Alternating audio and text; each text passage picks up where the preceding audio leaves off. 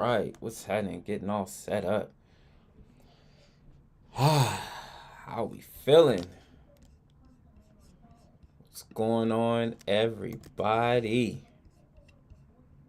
Well, for those that do not know,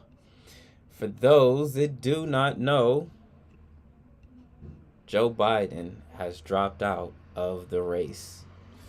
Sunday, July 21st, and President Joe Biden has decided that he will no longer be seeking the nomination of the Democratic Party. Genocide Joe, go to sleep, ho. Genocide Joe, go to sleep, ho. Genocide Joe, go to sleep, ho. Go to sleep! Genocide Go to Joe, sleep! You ain't got no soul. You know, what's interesting is that, you know, people people act like they're surprised about Joe Biden deciding to drop out.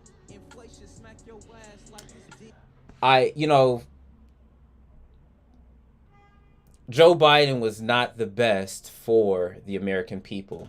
Let's just put it like this. Let's just put it like this. America is in so much trouble that we're looking towards 80-year-old men to lead our country. Think about that. America has made the greatest strides when younger men have run the country. I'll give you an example. I will give you an example. You know, when we went to space and we had the space race, our president, John F. Kennedy, was in his 40s.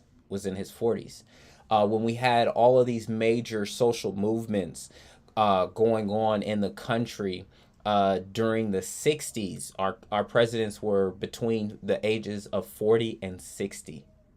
Think about that. The ages of 40 and 60, not 80 years old. When we decided that we wanted to do something new and different in this country, we picked younger men. But now we have these old men that are running this country. Old people. Not that I have anything against old people. What I have a problem against is old ideas and tired ways of doing things. So it had been rumored that he was going to be dropping out. And now Democrats are in a scramble. They're like, what do we do? Deo said RFK Jr. for president is the best choice. I've been saying it since day one. Don't make a broad statement like that. Clarify what old ways. Okay, Truth Doctor, thank you. I'm glad that you asked that question. Old ways of thinking. The way that the world operated in the 70s is no longer the way that the world operates right now. Okay? What do I mean by that? During the 70s, you had social problems of coming out of the civil rights movement, and how does the country adjust to that? The country is a lot more progressive a lot more progressive today than it was in the 70s. You had the coming out of the free love movement, and the feminism movement really started to gain steam at that time, right? So you're dealing with people who the big issues at their time, at that time, they were in their prime. These people should be enjoying their grandchildren.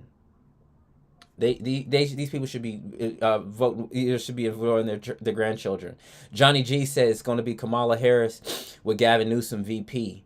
Carl Wingate said Trump, baby. Kamala will 100% has to run or Dems lose all the campaign money. Phyllis said vote blue no matter what.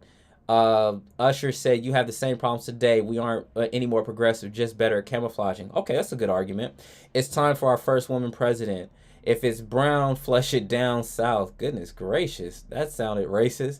In the 70s, you had to deal with abortion, inflation, fuel prices, pretty similar today.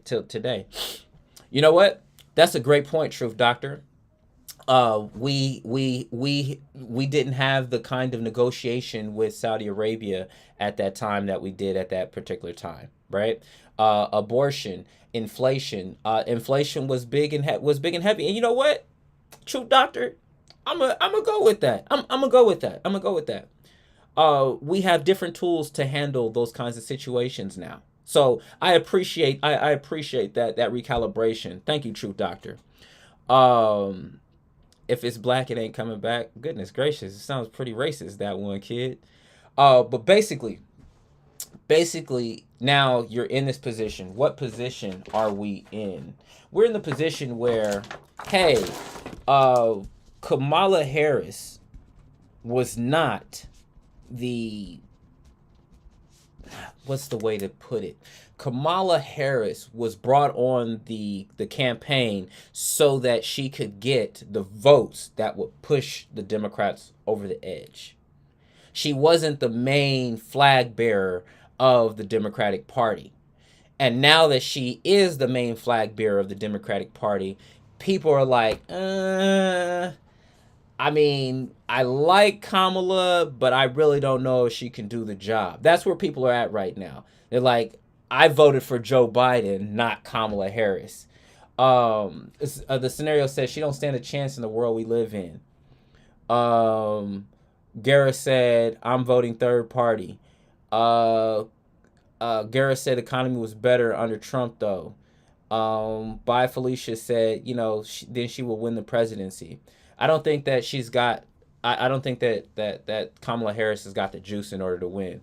Don't you think minorities will hold her accountable for not securing the border? No, because many black people don't really see the connection between. Don't see the connection between securing the border and the economy. Matt said that Kamala Harris will win. Kamala Harris absolutely will not win. Absolutely will not win. I forgot she was even vice president. That's funny. She will not win she'll win the nomination, but she will not win the presidency. Why will she not win the presidency? She does not inspire confidence with the large with the large donors, with the large donor class. They are willing to see what happens in the during the nomination process to see who they actually want, right?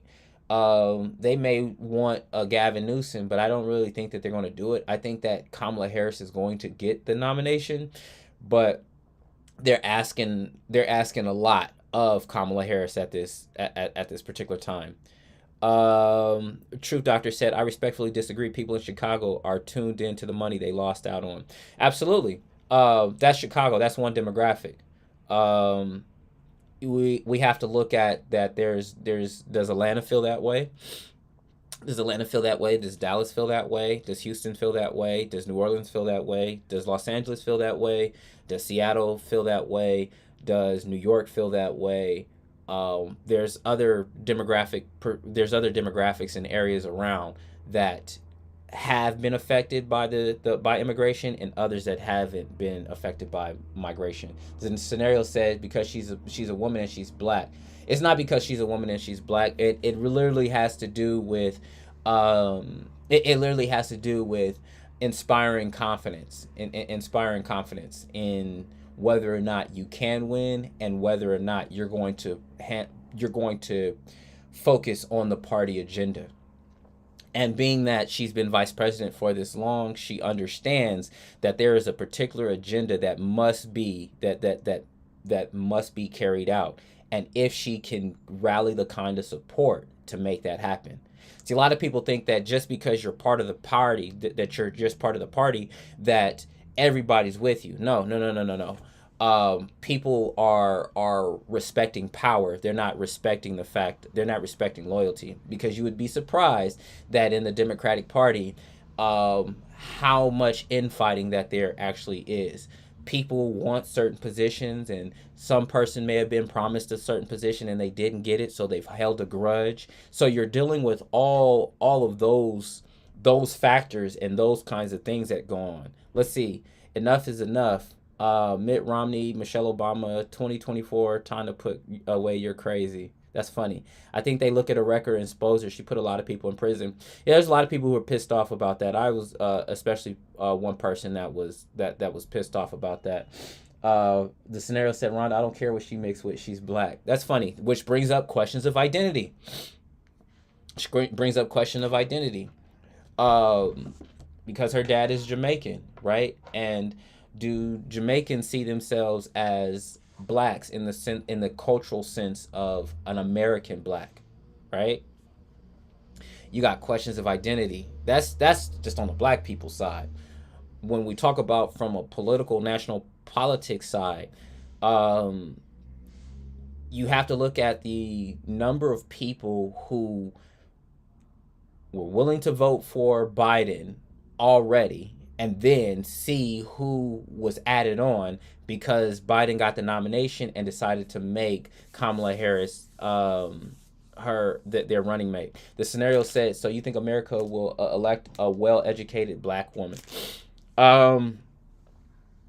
I think that there are millions of people who will jump behind the Democratic Party just because they hate Trump. So you have to look at it from this way. There's people who hate Trump, right?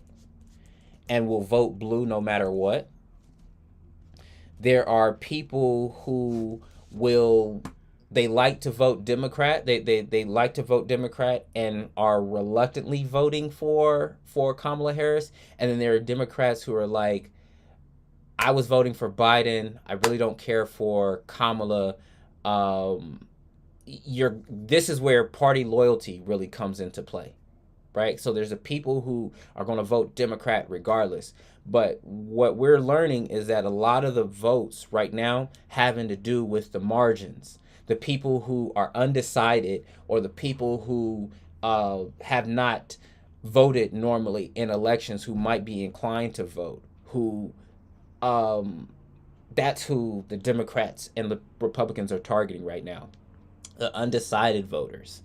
The undecided voters are looking at like, do I trust Kamala Harris? Do I trust Trump?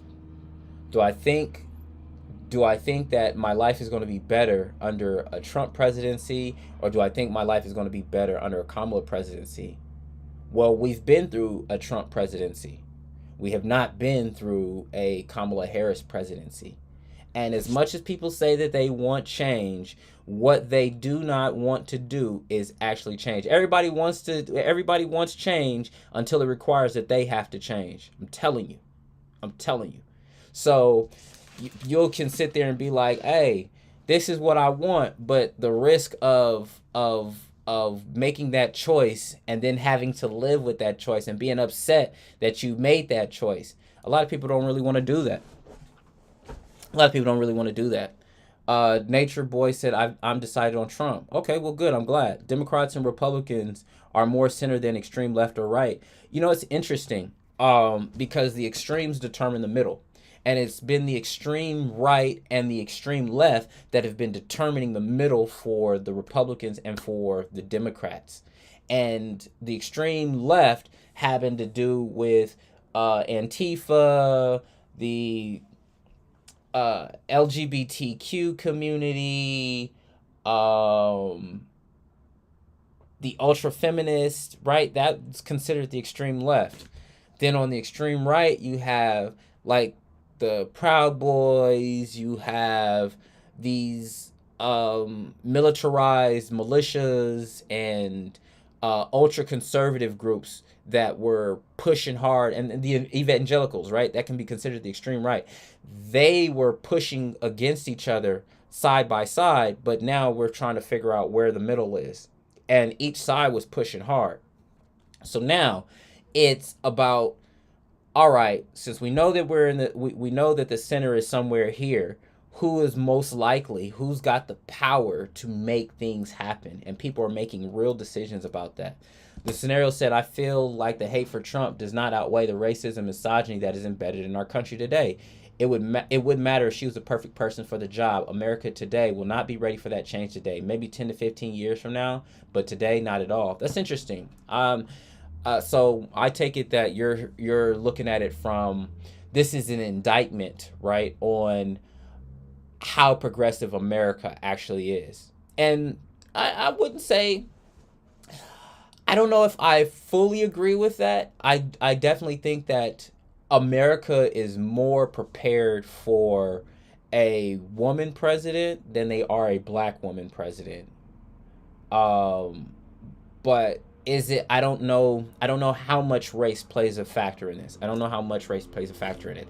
I think it has more to do with whether or not you believe that this person can wrangle the Democratic Party, wrangle their party, and wrangle the support to make their agenda happen. I really think that's what it has to do with. Who they feel is going to be a strong leader. Let's see. Nature Boy asked me, "Who are you for?" Nature Boy, I haven't decided on who I'm going to vote for. I'm in between, and I never thought I'd say this. I'm in between Trump and RFK, to be 100% honest with you. I wanted to vote for Dr. Cornel West, but no. I'm in between RFK and I'm in between Trump.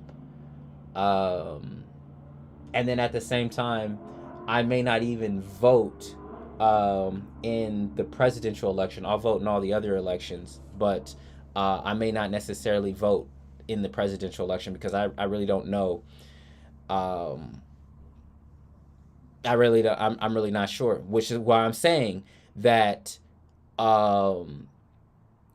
this election is about, and most elections are about the undecided voters. It's about the undecided voters. This is why it's so important to know what your interests are. This is why it's so important to know what your interests are. Why? Because your interests are the things that you're willing to show up at somebody's front door about. It's the things that you're willing to fight about. And I'm actually covering this in my course, in my civics course, which I will be releasing soon. I'm making some quick changes, but I'm going to be releasing my civics course for a time as this, so that people can understand how to vote. I teach you in this course about how to identify your interests and how to examine a candidate on whether or not they're going to fulfill those interests, right? My interests, what are my interests? My interests are in lower taxes, right? Lower taxes for people who make above $125,000, right? I'm interested in having lower taxes for people like that. I'm interested in having lower taxes for businesses. I'm interested in having less regulations in certain industries, particularly in the tech industry. Right? Why is that? Because I'm in the tech industry. Because I am a high earner. Because I'm also somebody that has student loans. So I'm interested in student loan relief. Right? So there are things that I am deeply concerned about, and the things that I'm deeply concerned about are the things that I spend my time and my money on. So how did I do underneath the Trump presidency? With everything going on, I actually did pretty well throughout COVID. And if I would have really focused, I would have did even much better than I did. But I didn't really focus. So I know what I'm getting underneath the Trump presidency, and I know what I'm getting under a Democratic administration. And I haven't been too impressed with what I've seen from the Democrats. Why? The Democrats owe black folks a lot. Black folks have been the ones who have carried the Democrat Party on their back, right? Black people are the canary in the coal mine for America, meaning that black people are America's conscience. We're America's conscience. And they're like, okay, well, if the black people are cool with it, then it must be good. Because America has done black people so badly that America is like, well, we're going to trust the decisions that black people make when it comes to the people who should lead us. Because at the end of the day, black people have been done the worst by American leaders. Scenario said we were closer to a woman president than ever before, but a black woman president, a tall task to ask. My name is The Wiz says he likes RFK. He would win. He would win if more people voted for him. But once again, the not voting party is just as powerful as the voting people. do you realize that basically a third and a third and a third, a third of America voted for Biden, a third voted for Trump, and a third decided not to vote at all. So there are a lot of people there. We literally could have a third party, a viable third party presidential candidate if the people who didn't vote in the last election actually donated money and actually got out to vote. Truth Doctor said left policies have hurt more Democrats, especially minorities and parents with children. Absolutely. Absolutely. Absolutely. Truth Doctor said, I appreciate your live. You're respectful. Thanks for entertaining my questions. Absolutely. Look, that's the thing about America is that we have to be able to have these conversations and not get emotional about it. Not get emotional about it. People are emotional. Oh, Trump is the new Hitler. No, he's not. No, he's not. No, he's not. You don't even have evidence for that. Now, what he did with them babies and separating them kids at the border was heinous. That was inhumane. That was heinous. It was horrible. It was absolutely horrible. But it was done to send a message. And I don't agree with what he was doing, but I understand why he did it. He was saying, look, I will separate you from your children. You're not so come here that there are other ways of doing this, and I will separate you from your children. So he was sending a message. I don't agree with how he did it, but I understand why he did it, and it was effective. Point blank. Point blank. There has been a lot of emotionalism that has come with these particular elections. People get so emotional about it that they throw all reason and they throw all logic out the window, right? Let's have an intellectual conversation about Biden. Let's have an intellectual conversation about Trump. And let's put the numbers down. Okay, what was good for America on the whole, and then what was good for you personally? Because when I vote, I can't vote for all America. I have to vote for myself personally. I have to vote for my own pocketbook. I have to vote for my own family. I have to vote for my own interests. I have to vote for the things that are most important to me. Noble Savage said, vote for Jesus. I am voting for Jesus. Juan said, that's the problem. You don't want to vote but cry when things go wrong. That is a major problem. That is a major problem. Let's see. Nature Boy said, people unfortunately are going to vote against Trump. They don't care who the Dem nominee is. That exactly. PhD Scholar said, Biden just dropped out. Absolutely. That's what we're talking about on this live. PhD Scholar said, people are still going to vote. Nature Boy said, people are still going to vote for the Democrats because they're voting against Trump. And voting against something is bad. The reason why voting against something is bad is because voting against something versus voting for something, you advance your interest when you vote for something. You don't necessarily advance your interest when you vote against something, right? It's like you hating on somebody, trying to stop somebody from doing what they want to do, but you're not advancing what it is that you're trying to do. Or the person that you're trying to stop isn't the person that's going against your own interest. You just making it your interest to stop that particular person, which isn't good. PhD Scholar, yeah, we're covering that Biden just announced that he's dropping. We've been talking about that. Kamala Harris said Kamala Harris has zero chance against Trump. Abby Todd said Hillary's dusting off her work pants right now. That's funny.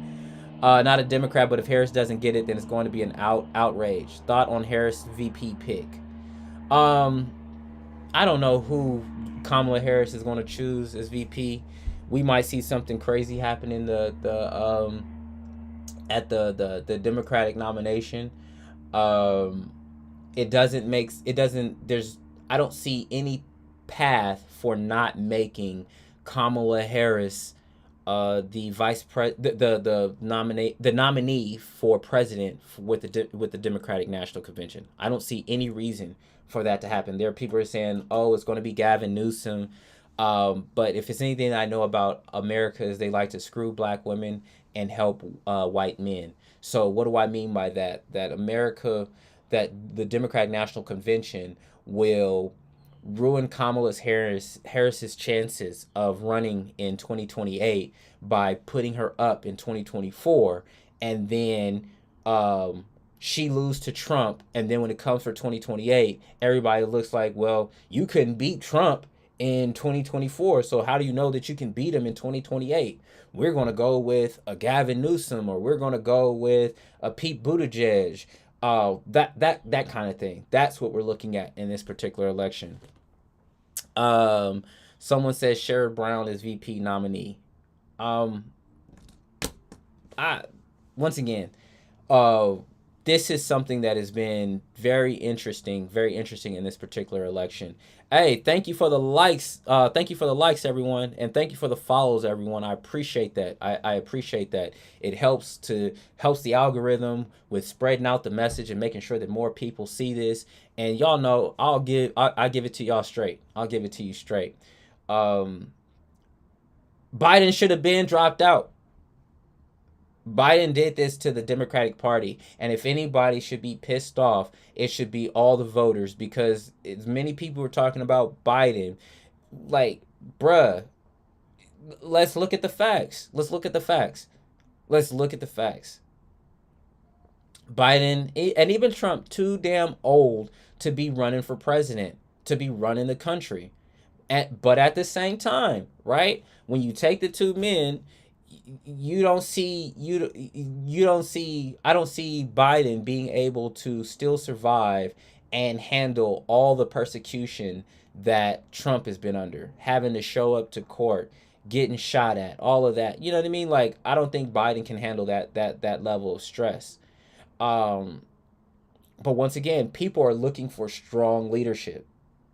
Even if it might be wrong, people are more comfortable with strong leadership. Why? Because a strong leader makes the decisions that the followers don't necessarily want to make. And if it means that I don't have to make a decision and you make the decisions and you do the hard things and I can go about my life, then that's what I'm going to choose. And people are now looking at like, well, I don't know if my life, if you... the American voter is looking at, I don't know if I want to do my civic duty of holding you accountable. That's really what's going on. The American voter is lazy.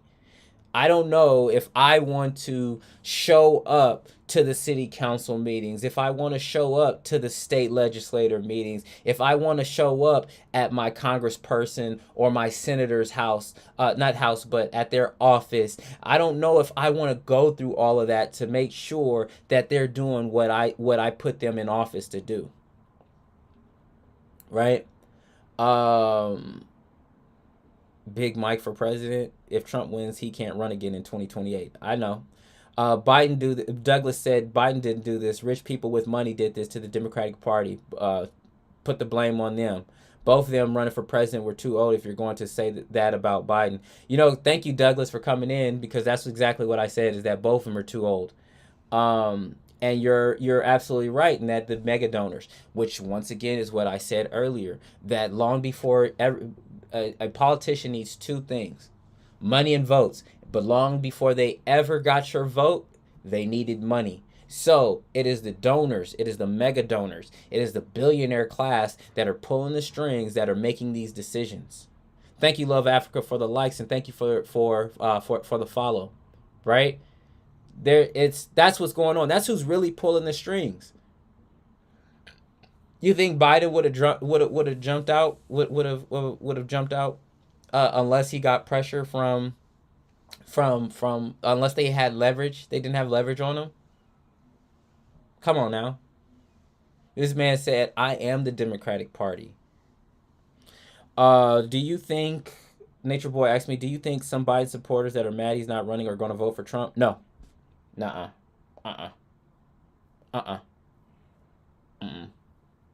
Nah. They're more likely to not vote than they are to vote for Trump. That's the thing. They're more likely to not vote. Because most of the time people have strong positions on Trump or Biden. There's not really many people who are kind of like, vote blue no matter who, except RFK Jr. People say that, but I don't believe that, because I might agree with a Republican senator on some things, and I might agree with a Democratic congressperson on certain things. It depends on what the issue is, and that's the problem: is that people choose people instead of issues. And the reason why you choose people versus issues is because you don't know what your interests are. You don't know what you as much as you think you don't know how to actually advocate for it. Like, what are you interested in? What's most important to you? What are you willing to show up at somebody's front door about and not hear no kind of explanations and ain't hear nothing that they got to say? That's what your interests are.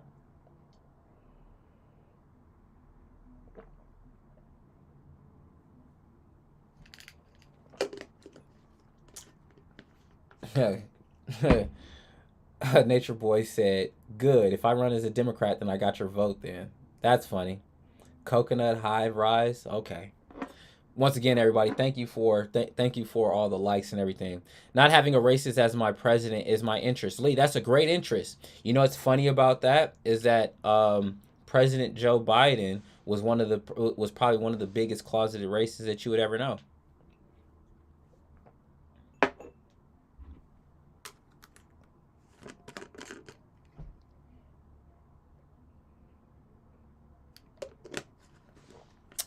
Kamala Harris president, Michelle Obama vice president. That ain't happening. That ain't happening. People keep trying to say that they want Michelle. Michelle is not running for no presidency. I can tell you that right now. If Michelle runs for presidency, that will prove to you that that billionaires that would prove to you that the billionaire class actually runs things and not the American people. Because that's the only way that you get a Michelle Obama to run is if if the billionaire class says, look, we'll donate this amount of money to your campaign fund. We'll donate this amount of money to your campaign fund, and then you'll be able to do whatever the hell you need. Or we'll donate this amount of money to a super PAC that's dedicated to whatever it is that you want. See, that's how things are handled in Washington, is through PACs and super PACs. That's how we have legalized corruption here in America, is through the campaign donation process. Somebody said better than Trump. They'd never do a double female ballot. No, not within the next 15, 20 years. The Nature Boy said Michelle Obama says she doesn't want to be president. Why would she take vice president? That's what I'm saying. Like, money talks, BS walks. And that's what this is about. Isn't Elon donate? Lee said, isn't Elon donating 46 million to Trump every month? So the billionaires are running this campaign. Yes, that is absolutely true. The billionaires have always ran this campaign. Have always ran the campaigns. They have always ran the campaigns. Let me put it to you like this. America is a $35 trillion economy, right? There's a $35 trillion GDP. Each side is going to has raised at least $1 billion. I got to go look and see what's raised just on the official campaign amounts.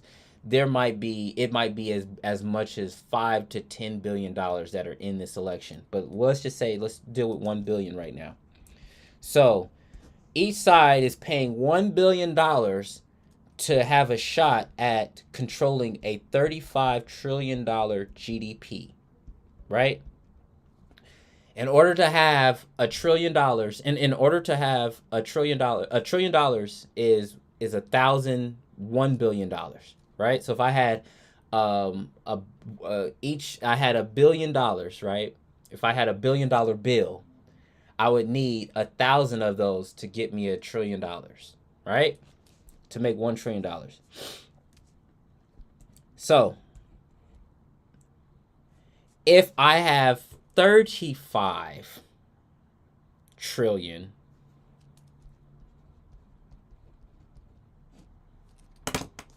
it's 35. That's like taking $1 and controlling $35,000 with the dollar. that I pay $1 in order to control $35,000. That's what's at stake here. People think, oh, it's about these particular issues. No, no, no, no, no, no, no, no, no. You start reaching into the higher echelons, it's about money. It's about money and control. And the only way in which I can get the everyday people to vote to go my way is if I message to the things that are important to me. To me. Let's give you an example. You want lower gas prices, right? You want oh no, let me start from the billionaire class. Billionaire class is like, you know what? I can create a $100 billion company of electric vehicles, but I have to find some way of convincing the everyday people to vote for renewable energy, to vote for batteries, to vote for lithium exploration. I have to get these people to be able to vote for this. So how do I message them about saying, these are the things that you should be voting for? Don't you want a cleaner environment? So you should have green technologies. You should have an electric car. Don't you want to be safer for the environment? So you should have that. But that's what's messaged to us. But the end game is that I get to build a $100 billion electric car company, and I get the government regulations that help me do that. But the American people, they don't know that because they're not building companies. What they're doing is they're voting. They're going about their business every day trying to live life. So there is a disconnect. And unless you've been on both ends of the spectrum, you don't understand how those things connect. Let's see. I wish he'd donate $46 million to me. Shoot. Man, amen on that one. Carl Wingate said Camel Toe 2024. Well, that was sexist and ignorant. y'all. I appreciate the engagement, but y'all too much sometimes. So taking questions. What are your thoughts? Big forehead shorty. So a recap. Biden dropping out was probably the stupidest thing that the Democrats could have done. They should have kept Joe Biden in throughout that time. They should have kept Joe Biden in. Because now what they're going to do is they're going to put it on a black woman. They're going to put it on Kamala Harris. And then that's going to mess up Kamala's chances of running in 2028 because she's not going to win in 2024. I can tell you that. Carl Wingate said, and no one makes fun of Trump. I'm just playing. I get it.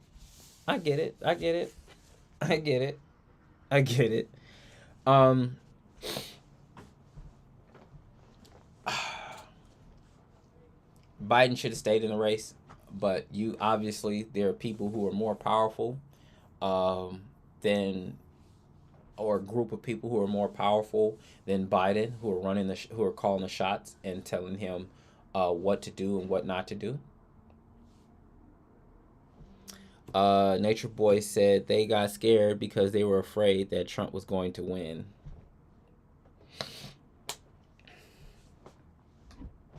If you didn't like Trump before, after that assassination attempt, you couldn't help but be like, hey man, this dude's different. Even if this dude's different.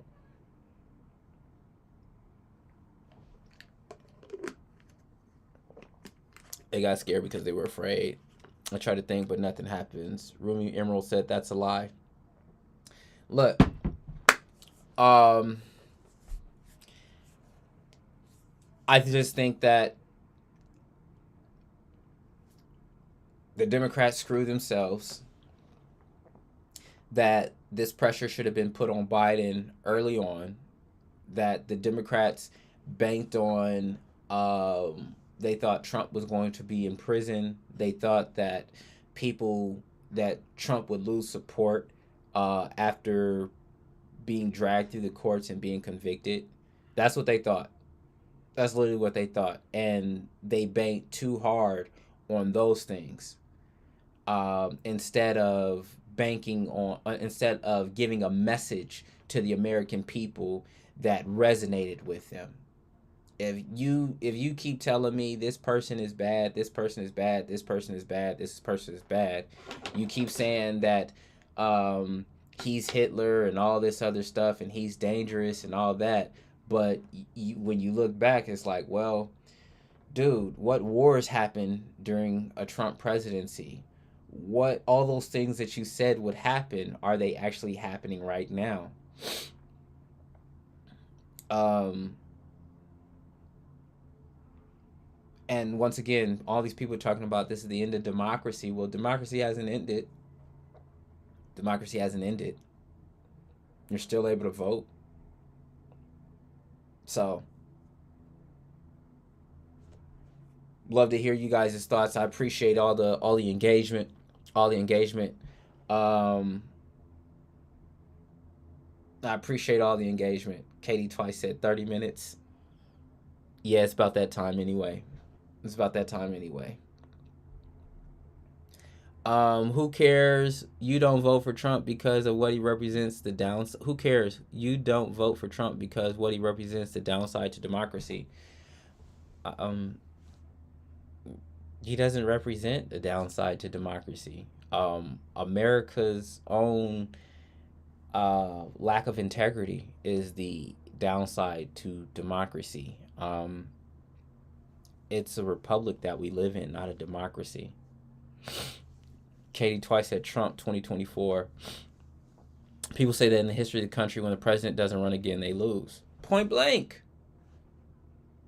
If the nominee, if the guy who's got the job doesn't have confidence that he can do the job, what makes you think that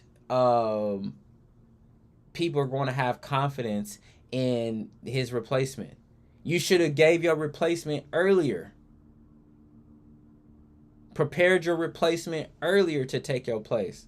Not a couple months before the election. Are you serious? And you're telling people, "Hey, trust me." Well, dude, I was trusting you all before this.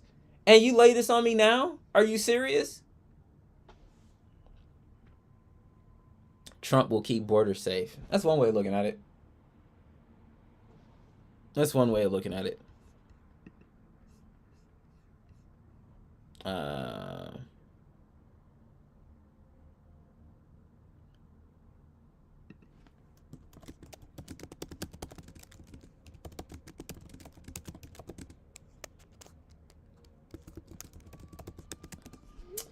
So yeah.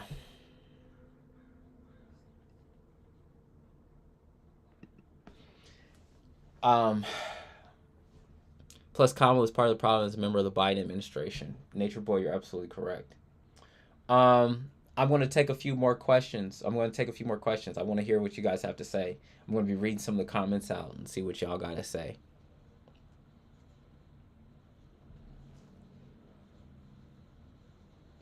Sabrina died. Thank you for the follow. I appreciate it. Lady Hope Vision, thank you for joining. John Matthew, thank you for joining. J. Lou, thank you for joining. Is it raining? I think it's raining. Crazy. It was just hot yesterday. World leaders respected Trump. Nature Boy said, "I gotta go. Enjoy the rest of your day, sir." I appreciate you, Nature Boy, for joining. But yeah. Tawana Jones says he plans to remove all government bodies with him, police departments, and U.S. military, remove Homeland Security. Now, you guys are thinking that Project 2025 is Trump, and Project 2025 is not Trump. It's the Heritage Foundation. It's the Heritage Foundation, along with a few organizations. Does Trump agree with all the things of the Heritage Foundation? No, he does not. What I'm trying to get you to understand is that there are powerful organizations and powerful people who are pulling the strings.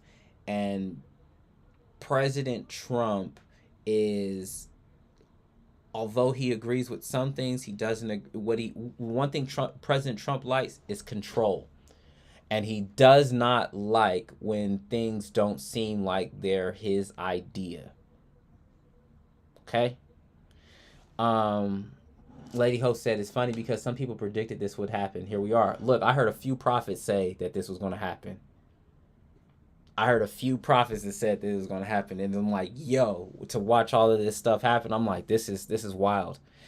It is Trump. It was built by the guy that worked for him, and his plan matches Project 2025. Okay. Somebody that used to work for you is going to put together the policy agenda. Let me help everybody understand how this works. You have people around you that develop your policy agenda. Now, you may not, you as the president, you are the final say so on what you're going to go with. You have your policy ideas, and then you have your advisors that are telling you, yo, this is what you should focus on. So just because somebody in his camp worked on it does not mean that he fully signs off on it. Now, is he more likely to sign off on some of those things? Yes. But Project 2025 is very comprehensive. So guess what? My next live will be going through Project 2025. I will do that for y'all because I have I have gone through all of that. I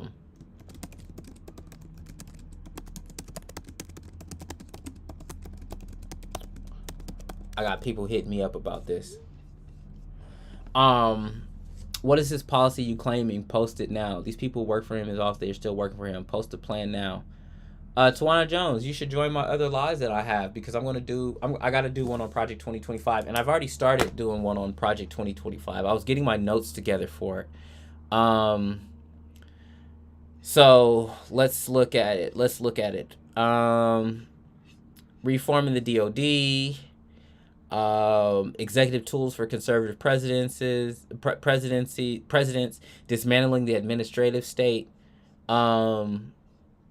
and giving the power back to Congress. So don't do that. Go through Trump's plan and post it where he has it. Okay, I could do that. Thank you, Mochahannes, for the follow.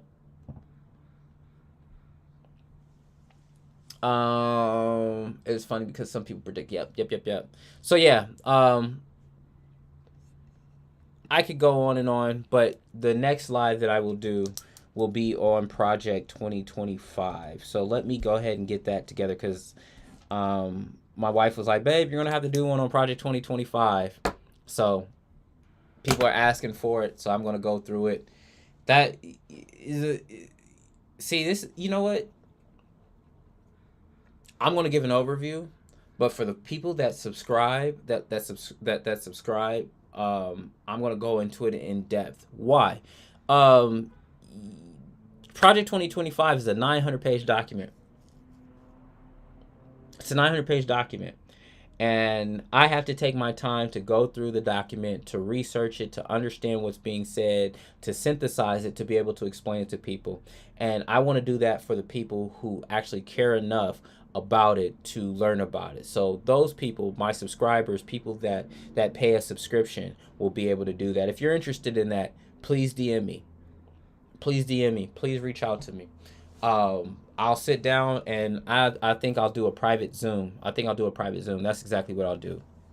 Is I'll do a private Zoom for those that want to go over Project 2025 and really understand what he's talking about.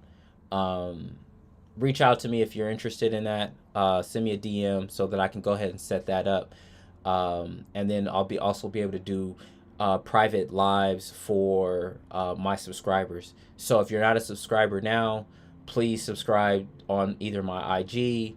Please subscribe on either my YouTube or on my TikTok. Tawana Jones said, I read it, Project 25, and the point is Trump is Republican and Republicans are planning to get Trump included. Okay, that's not a problem. We have a homeless problem in every large city. Borders are open and we are dangerous. That's true. What if this is the ultimate chess move by the president? Hear me out. I'm willing, Tony, to hear what you had. Doug Brown said, I roll with the sister.